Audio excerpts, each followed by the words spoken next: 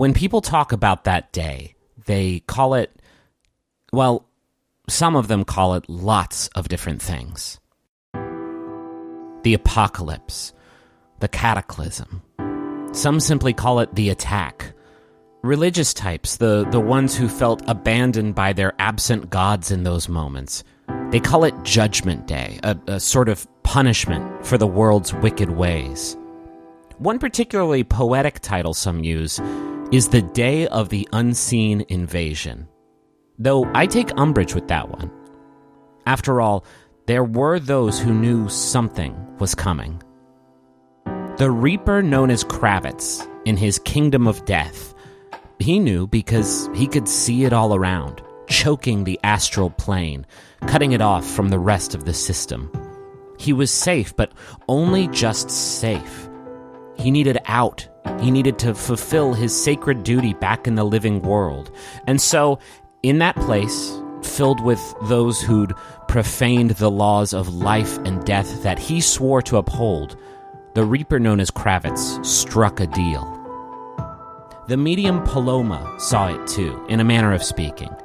In the morning, her crystalline prophecies, which hung for decades from the ceiling of her humble hut in the town of Refuge, fell and shattered in unison. Her home was flooded with visions of the two catastrophes this day could bring, a world of darkness or a world of ash. When the visions cleared, Paloma surveyed her ruined home. Her livelihood was gone, save for one prophecy that stayed suspended. Carefully, she cut it down and gathered the citizens of this once time-sick village.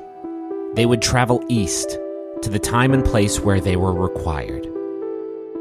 The scientist Lucas Miller couldn't see the hunger, but in his gemstone windows to the worlds outside, he could see the chaos it inflicted. The troubled currents of the elemental planes, the explosive disruptions of the plane of magic, the outright panic in the bustling cities of the plane of thought. And here, in his world, the damage was indescribable. Months ago, he had made a promise to atone for his past sins by doing some measure of good with his life. Today, he would see that promise fulfilled. And Istis, the goddess of fate, well, she sees everything. While the other deities toiled and conspired to find a way out of the celestial plane in which they were trapped, Istis continued her divine and meticulous work. The tapestry she wove would tell the story of this day, but the tapestry was incomplete. She didn't know the shape of it, not yet. That simply wasn't how it worked. In time, the full arc of her efforts would be revealed to her, but for now, all she could see was its origins. A dome-shaped room, where a family that once wandered through existence for a century were reunited, truly reunited at last.